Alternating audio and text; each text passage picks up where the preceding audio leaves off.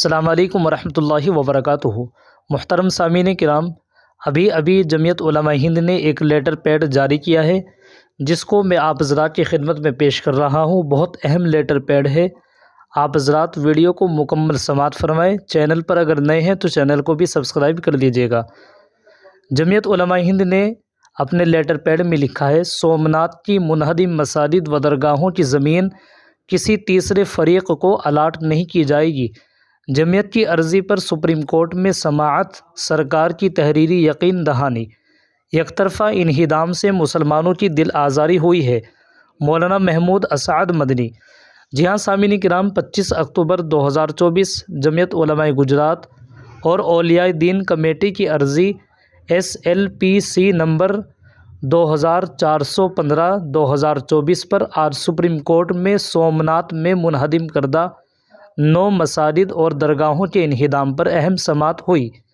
عدالت میں اس معاملے کی نزاکت محسوس کی گئی کیونکہ موجودہ عہد میں ایک ساتھ اتنی عبادت گاہیں کہیں نہیں توڑی گئیں۔ سپریم کورٹ نے حکومت گجراتی کی یقین دہانی کو ریکارڈ کرتے ہوئے کہا کہ اگلی سماعت تک یہ زمین حکومت کے پاس رہے گی اور تیسرے فریق کو الاٹ نہیں کی جائے گی۔ جسٹس BR گوائی اور جسٹس KV ویشناتھن پر مشتمل بنچ نے اس مقدمے کی سماعت کی۔ اس وقت سپریم کورٹ میں سناٹا چھا گیا جب کپل سبل اور دیگر وکلاء نے عدالت کے سامنے دلائل پیش کیے کہ ان قدیم عبادت گاہوں کو بلا وجہ نشانہ بنایا گیا ہے، جبکہ دوسری طرف وہاں موجود مندر کو چھوڑ دیا گیا۔ کپل سبل نے اس کارروائی کو عصبیت پر مبنی قرار دیتے ہوئے کہا کہ مساجد اور درگاہوں کے خلاف یک طرفہ کارروائی کی گئی ہے جو انتہائی شرمناک ہے۔ دوسرے سینئر وکیل حذیفہ احمدی نے عدالت کو بتایا کہ ان کے موکل کے پاس 123 کی دستاویزات موجود ہیں جو اس زمین کے وقف ہونے کا ثبوت فراہم کرتی ہیں۔ انہوں نے آگاہ کیا کہ ان قدیم عبادت گاہوں کو راتوں رات بغیر پیشگی اطلاع کے منہدم کیا گیا، جو قوانین کی خلاف ورزی ہے۔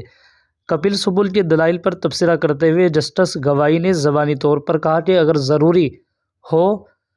ضروری ہوا تو عدالت ان عبادت گاہوں کی دوبارہ بحالی کا بھی حکم دے سکتی ہے۔ کپل سبل نے بنچ کی توجہ 2015 میں ضلع کلکٹر کے جاری کردہ ایک حکم نامے کی طرف دلائی جس میں کہا گیا تھا کہ زیر بحث زمینیں صرف سرکاری مقاصد کے لیے استعمال کی جا سکتی ہیں۔ انہوں نے الزام لگایا کہ موجودہ کوشش ان زمینوں کو تیسرے فریق کو الاٹ کرنے کی ہے۔ عدالت کی آج کی پیش رفت پر جمعیت علماء ہند کے صدر مولانا محمود اسعد مدنی نے کہا کہ قدیم عبادت گاہیں ہمارے ملک کی تہذیب و وراثت کا حصہ ہیں جنہیں محفوظ رکھنے کی ضرورت ہے۔ مولانا مدنی نے کہا کہ سومناتھ میں جو کچھ ہوا ہے اس سے پورے ملک میں مسلمانوں کی دل آزاری ہوئی ہے۔ حکومتوں کو کسی کا بھی گھر اس طرح گرانا نہیں چاہیے کہ وہ انصاف کے بجائے ظلم کی تعریف میں شامل ہو جائے۔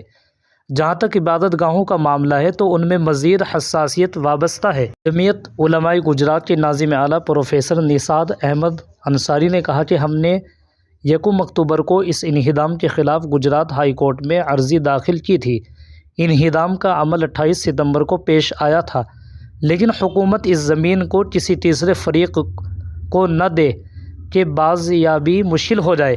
اسی خدشے سے ہم سپریم کورٹ آئے ہیں۔ اب ہمیں سپریم کورٹ سے جو راحت ملی ہے وہ امید افزا ہے۔